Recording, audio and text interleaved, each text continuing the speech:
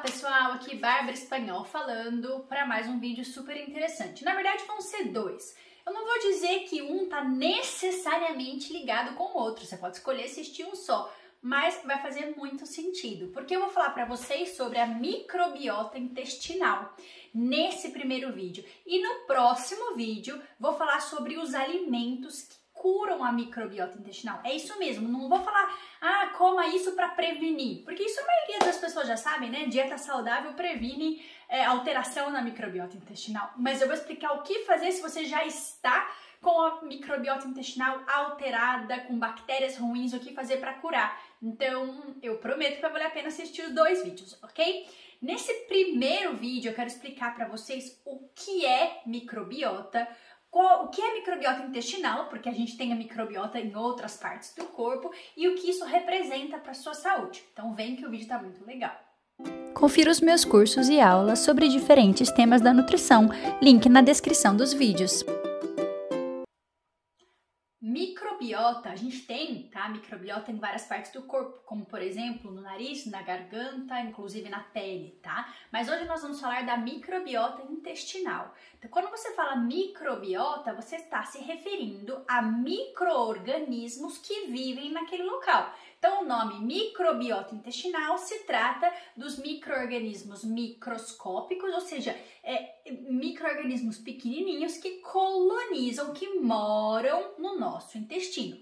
Nós temos trilhões de micro-organismos lá, ok? A grande maioria são bactérias, mas elas não estão sozinhas. Temos inclusive fungos e até vírus, mas as bactérias com certeza representam a maior parte desse micro-organismo, ok? Entendam uma coisa, isso é bom, eu tenho certeza que tem gente aí do outro lado falando, tô vendo um monte de bichinhos se mexendo no meu intestino, mas a gente pode fazer um jogo de esses bichinhos ao meu favor, esses bichinhos contra mim. Então é assim, ó, o que vai representar se a sua microbiota ela é boa, ela é favorável, ela te ajuda, ou se a sua microbiota só te traz inflamação e problema de saúde, são as suas escolhas. Porque dependendo de como a sua microbiota é colonizada, ou seja, dependendo das bactérias que estão lá, você vai ter saúde ou não. Eu sou nutricionista, então é óbvio que eu vou aqui falar para vocês de alimentos, de como os alimentos afetam de maneira positiva ou negativa a sua microbiota. Mas é legal que vocês saibam que não só os alimentos afetam a nossa microbiota, as suas escolhas, as suas emoções, a sua inatividade física, então seu sedentarismo, ou a sua atividade física, então se você escolher fazer exercício ou não, isso vai afetar a sua microbiota, a qualidade do seu sono e as emoções no sentido de o quão estressado você está, se você está feliz, se você está bravo, rancoroso, tudo isso também afeta a população de micro-organismos que moram no seu intestino. É assim.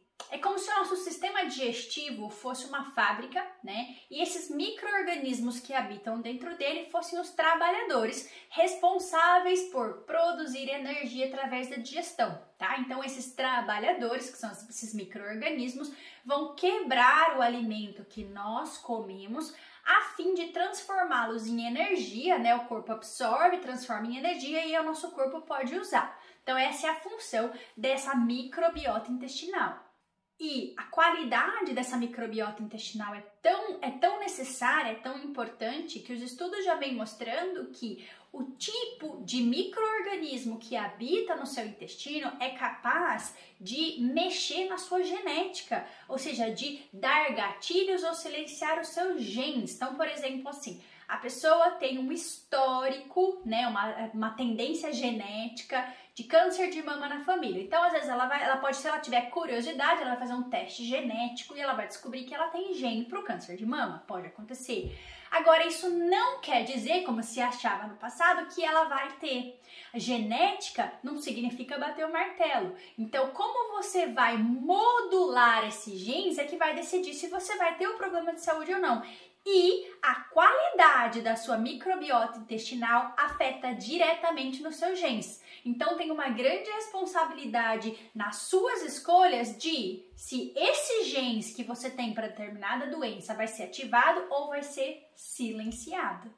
Para fazer esse vídeo, eu estava lendo alguns artigos científicos e eu vi 3 estudos experimentais muito legais. O primeiro foi em ratos, tá? Então eles pegaram ratos e submeteram a níveis diferentes de estresse. Então, por exemplo, o rato que foi submetido a estresse e o rato que estava lá mais tranquilo, então tinha mais espaço para se locomover, acesso fácil à comida. E o que eles fizeram? Eles avaliaram a microbiota intestinal dos 2 ratos. Depois eles colheram uma porção de bactérias do rato que estava relaxado, vamos dizer assim, e colocaram na microbiota, no intestino do rato que estava estressado.